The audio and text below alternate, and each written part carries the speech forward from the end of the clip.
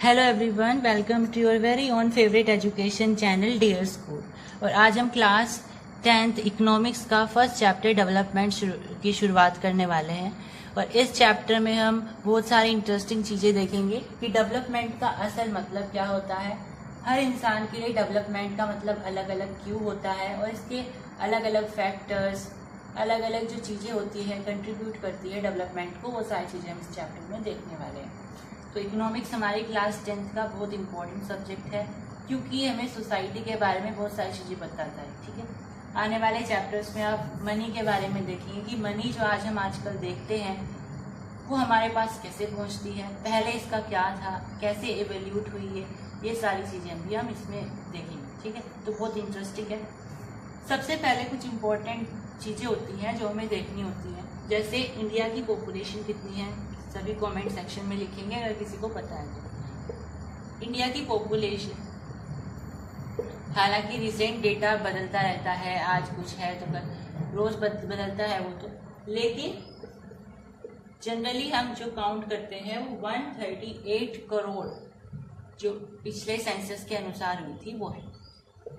आप recent check कर सकते हैं, बाकी आप यही लेकर चल सकते हैं। और यहाँ पे हम लिख भी सकते हैं कि 2011 के सेंसस के अनुसार है। ठीक है, दूसरी बात कि इंडिया की नेशनल इनकम कितनी है। इंडिया नेशनल इनकम, अब हम ये सारी चीजें क्यों जान रहे हैं आपको बहुत जल्दी पता चलेगा चैप्टर के अंदर में, क्योंकि वहां पे बहुत सारी इंपॉर्टेंट चीजें ऐसी हैं जिसमें आपको ये पता करना पड़ेगा। तो हम ये पहले से आपको बता रहे हैं ताकि उस समय पर आपको आसानी हो। अब इंडियन नेशनल इनकम कितनी है, तो ये होती है 147.36 लाख करोड़। ये होती है हमारी इंडियन नेशनल इनकम। अब ये भी बदलती रहेगी, ऐसा तो नहीं है कि आज इतनी इनकम है तो हमेशा यही रहेगी।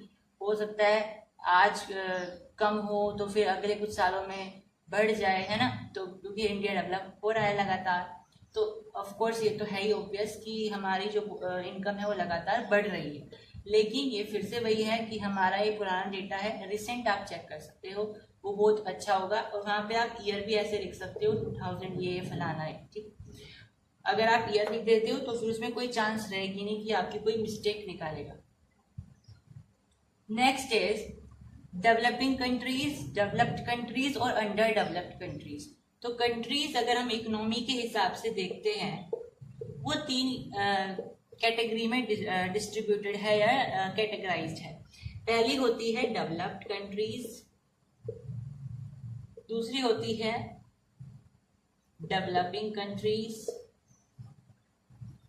तीसरी होती है under developed countries. Under develop या अंडर डेवलप्ड, अब देखो इनमें फर्क क्या होता है।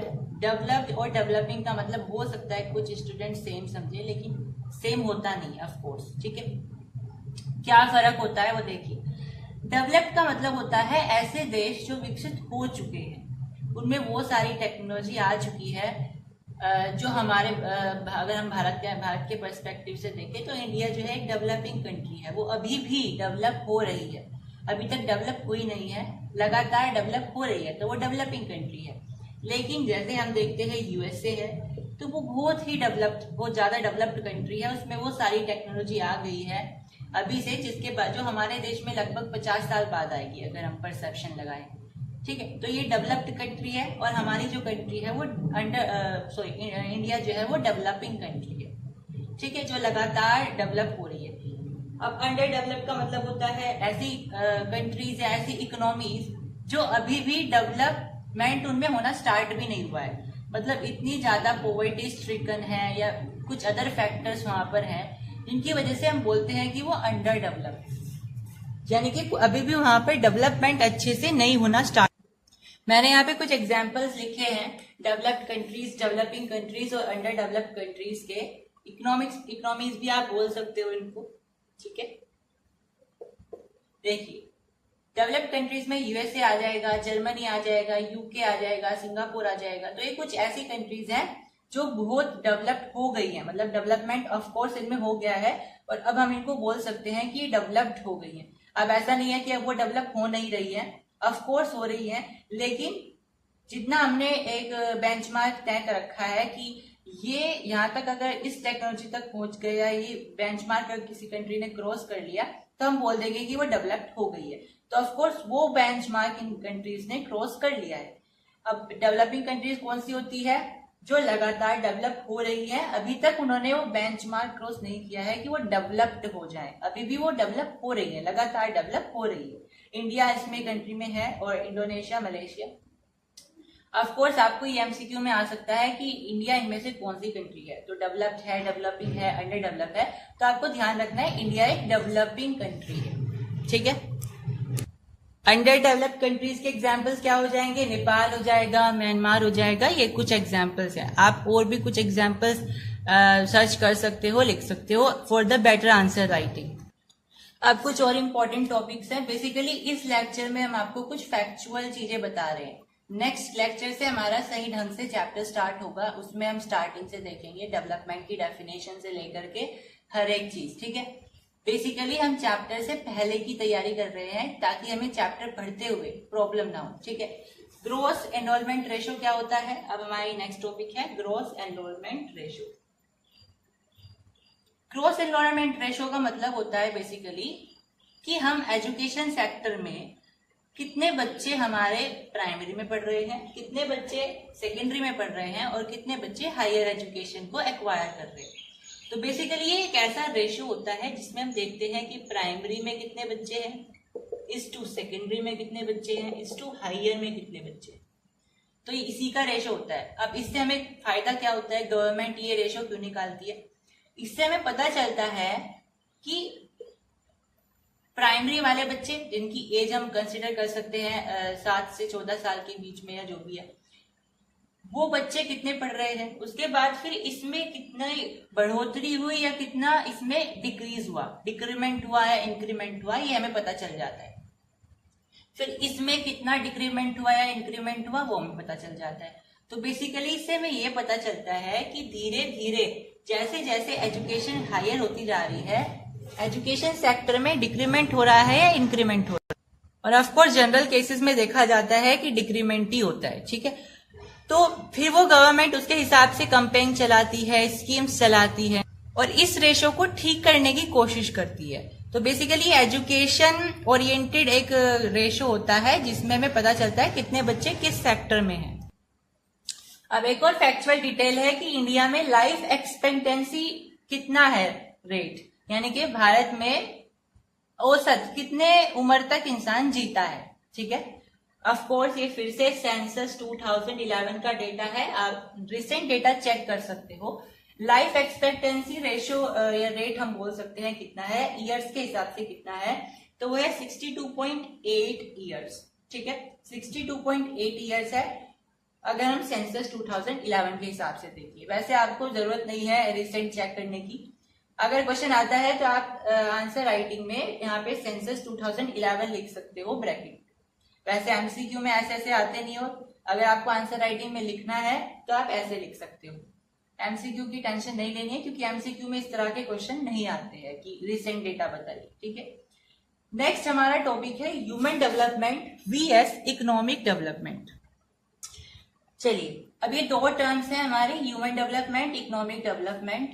अब ह्यूमन डेवलपमेंट का मतलब क्या है और इकोनॉमिक डेवलपमेंट का मतलब क्या है? बेसिकली अगर मैं इनको शब्दों के अनुसार बताऊं तो ह्यूमन डेवलपमेंट का मतलब है हम इंसानों के अंदर, हम इंसानों में क्या डेवलपमेंट हो रही है और हम इंसानों के विकास के लिए क्या क्या फैक्टर्स, क्या क्या एक्सपेक्टेशन जरूरी है।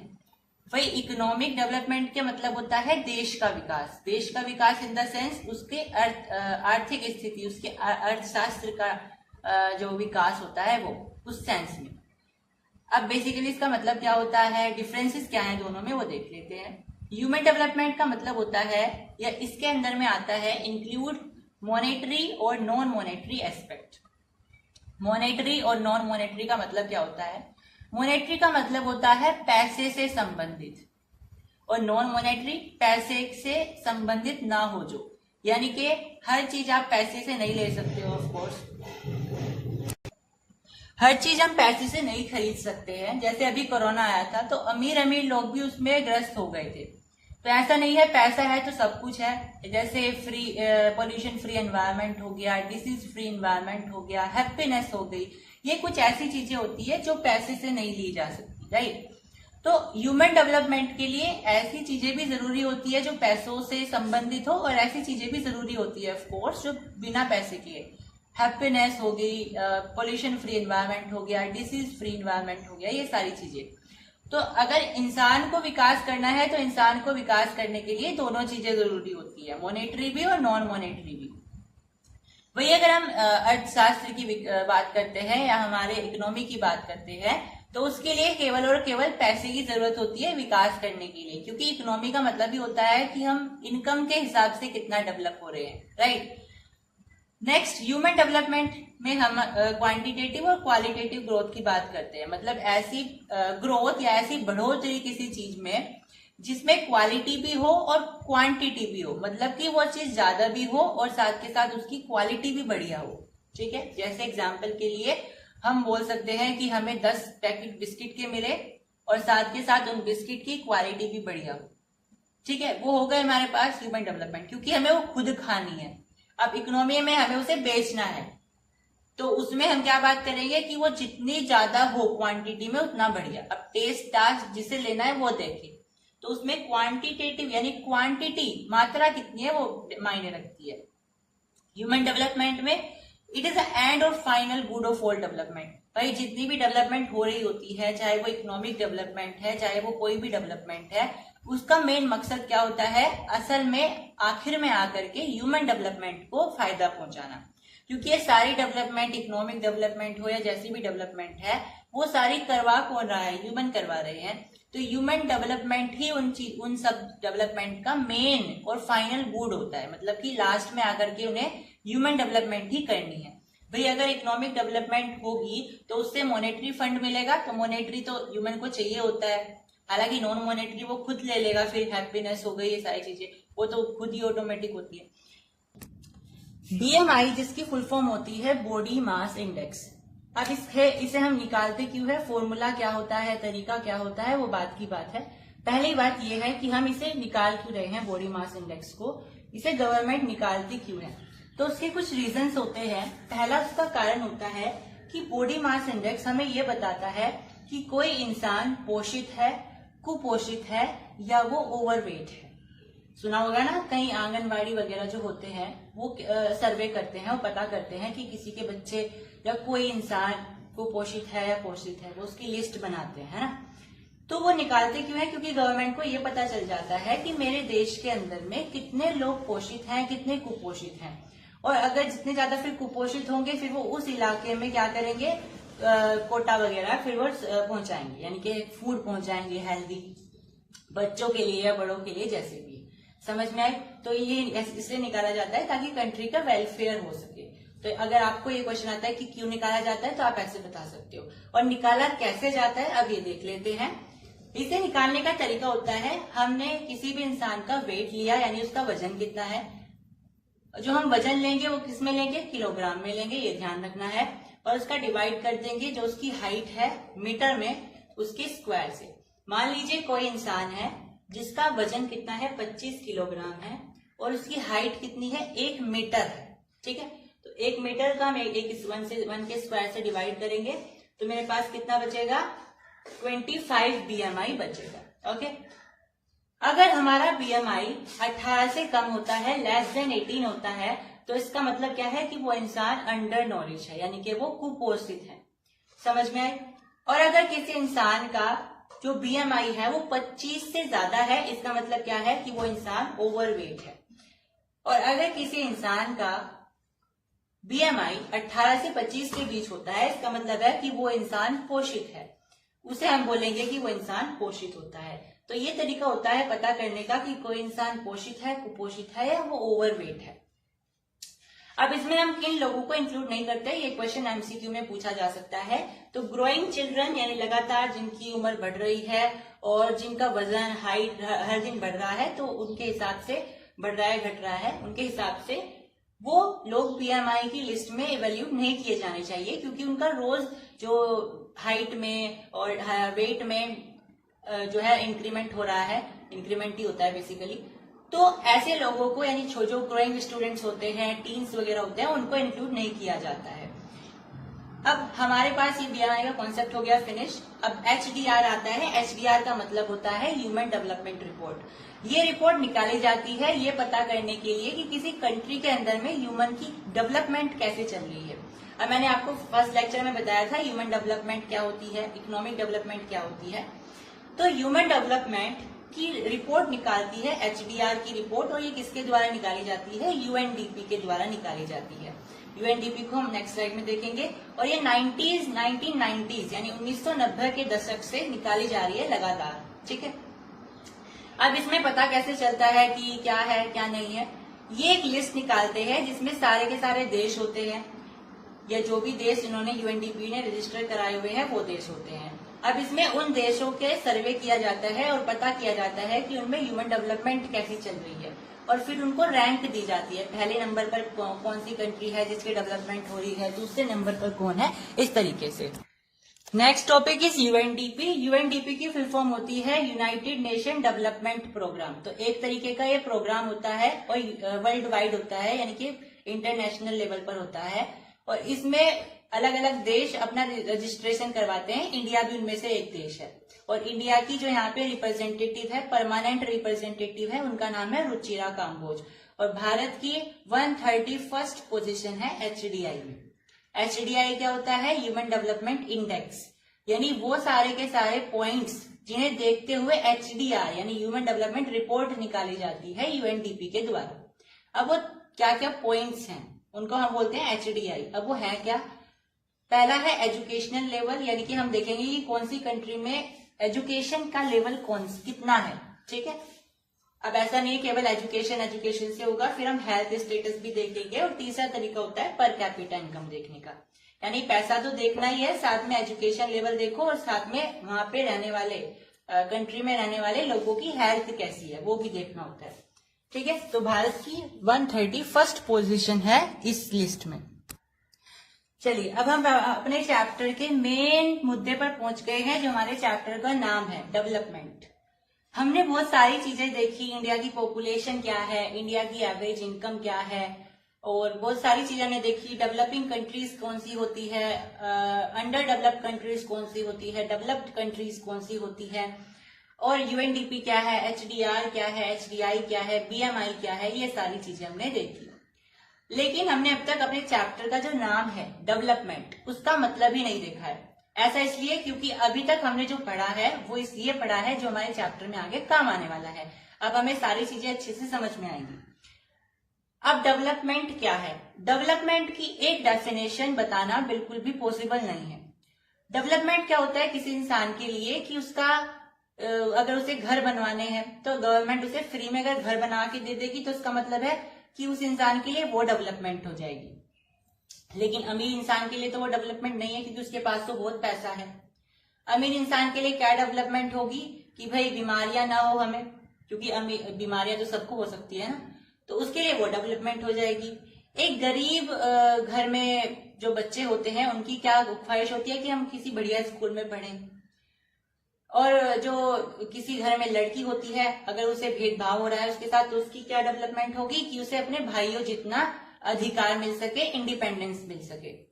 और एक ट्राइबल में रहने वाली वुमेन की क्या डेवलपमेंट होगी कि उसे लकड़ी मिल जाए आग जलाने के लिए, खाना बनाने के लिए कोई हिरन मिल जाए उसे पकड़ के खा लेगी, या कोई सब्जी घास पास मिल जाए, ये उसके लिए डेवलपमेंट होगी अगर उसे आसानी से मिल जाता है। तो हर इंसान के लिए अलग अलग डेवलपमेंट होती है।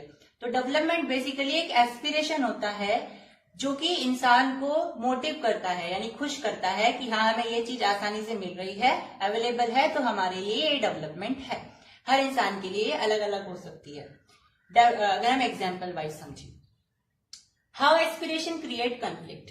अब डेवलपमेंट क्या करती है? एस्पिरेशन को क्रिएट करती है। हम क्या समझते हैं कि अगर मैं चाहूं कि यहाँ पे ये चीज बन जाए, पुल बन जाए, और दूसरे लोग चाहते हैं कि यहाँ पे पुल ना बने, तो मेरे लिए तो वो डेवलपमेंट है। लेकिन जो दूसरे लोग हैं वो जो नहीं चाहते हैं कि यहाँ पे पुल बने, उनके लिए वो डेवलपमेंट नहीं है अगर बन रहा है पुल।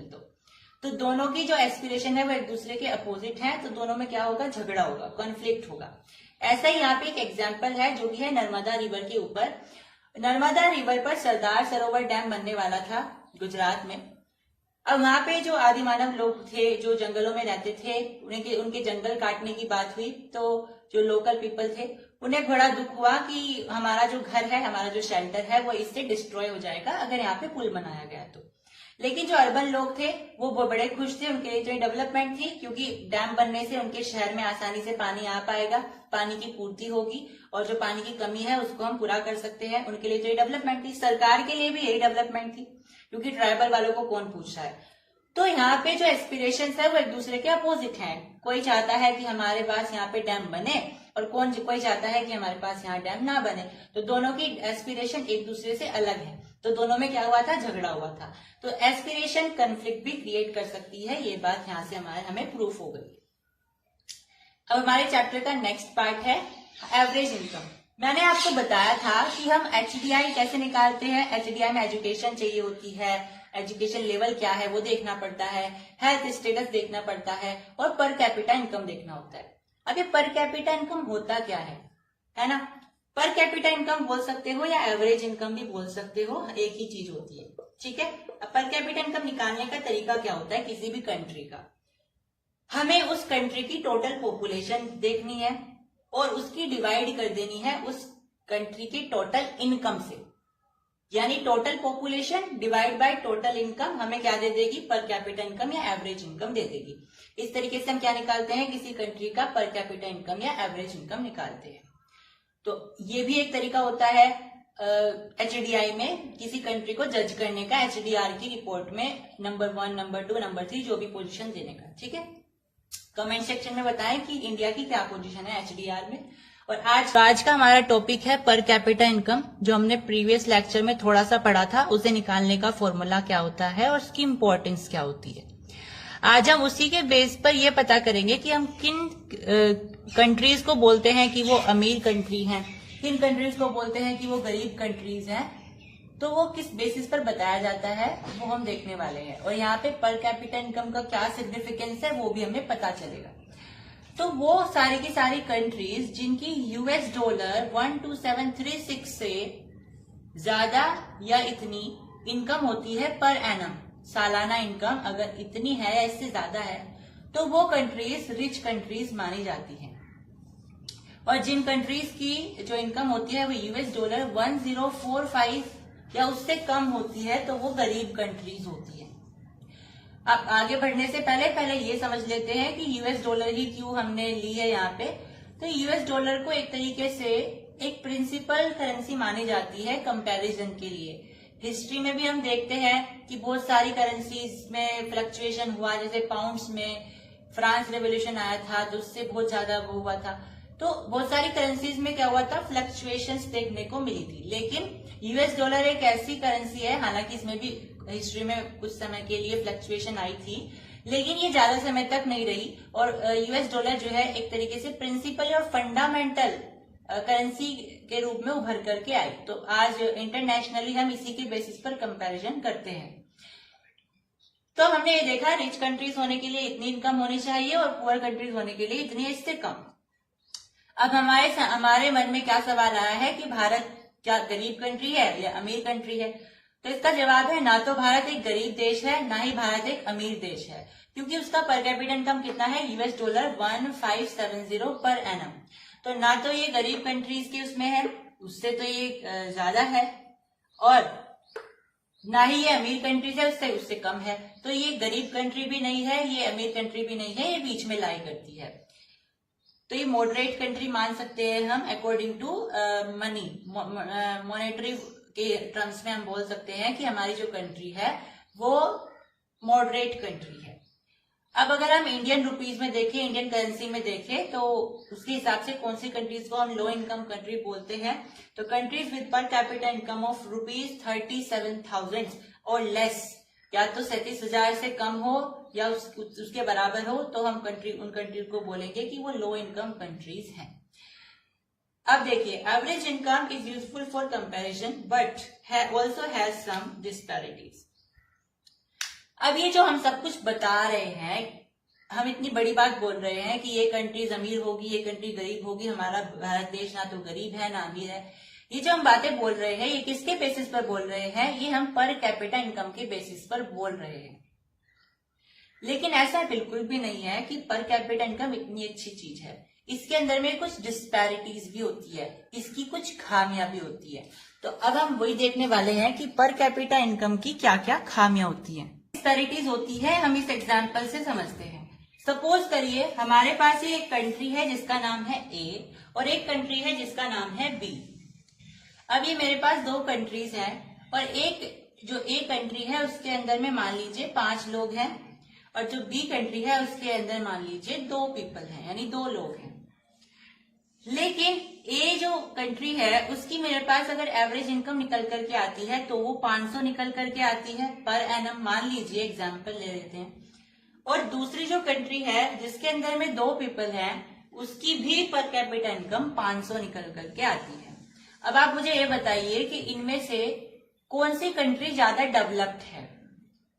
क्या हम पर कैपिटा इनकम के हिसाब से केवल ये बोल सकते हैं कि ये कंट्री अमीर है या ये कंट्री अमीर है?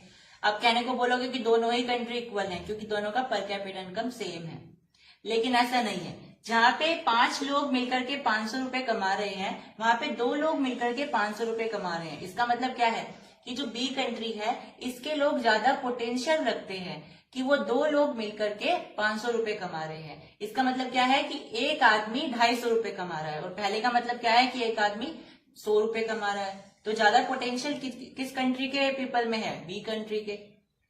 तो इसका मतलब कंट्री कौन सी डेवलप्ड है? बी, क्योंकि उनकी हेल्थ अच्छी होगी इसलिए वो उनका पोटेंशियल अच्छा है। तो यहाँ पे जो डेवलप्ड कंट्री है वो बी है, ना कि ए। समझ में आए? तो एवरेज इनकम हमें सब कुछ नहीं बताती। Average income one of the factors हो सकता है कंपैरिजन का, लेकिन ये एक अकेला मेथड नहीं है कंपैरिजन का। मैंने आपको पहले भी बताया है, इसलिए मैंने आपको पहले वो सारी बातें बताई थी ताकि आपको आगे चैप्टर में समझ में आए। अब भारत में कौन सा ऐसा राज्य है जो सबसे ऊपर है पर कैपिटा इनकम में?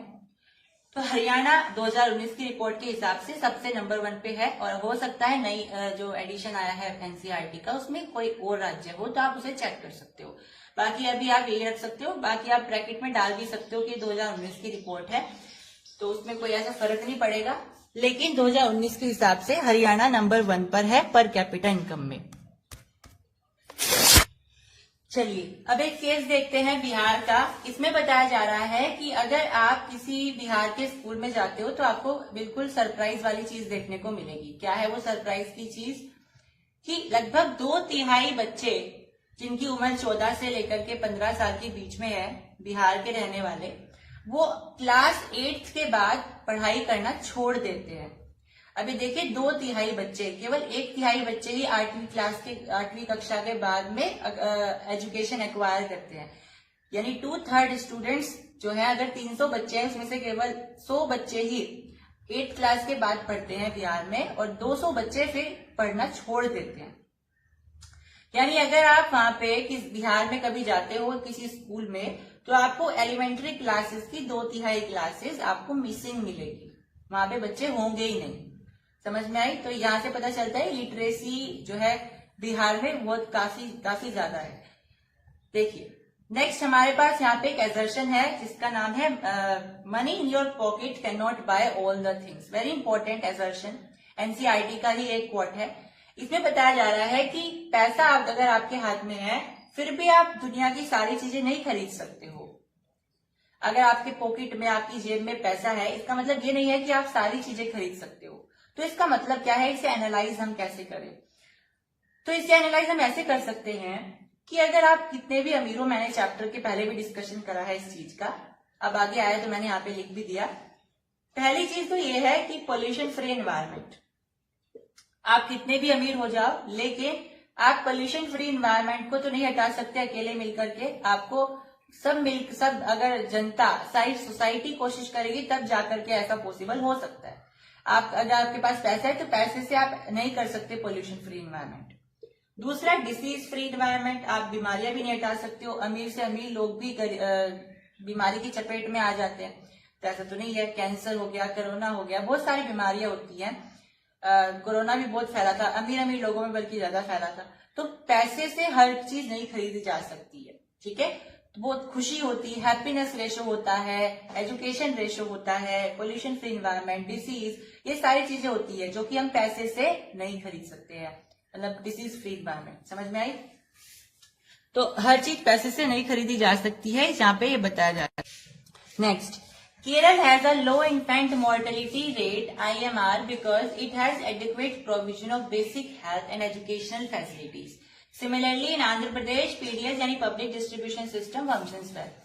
तो केरल में IMR यानी infant mortality rate बहुत अच्छा है, मतलब लो है।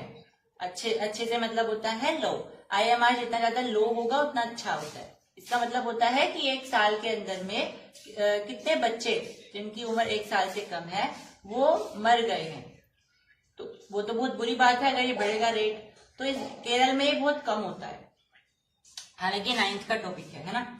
चलिए, एंड सिमिलरली आंध्र प्रदेश में पीडीएस सिस्टम यानी कि पब्लिक डिस्ट्रीब्यूशन सिस्टम बहुत अच्छा चल रहा है। तो यहाँ पे लोग भूखमरी नहीं है, न्यूट्रिशियस फूड मिल रहा है और न्यूट्रिशन वाली कमी नहीं है। तो ये कुछ ऐसे तरीके हो सकते हैं जिससे हम डेवलपमेंट ला सकते हैं हमारे राज्यों में। केरल में IMR सिस्टम बढ़िया चल रहा है, आंध्र प्रदेश में पीडीएस सिस्टम बढ़िया चल रहा है।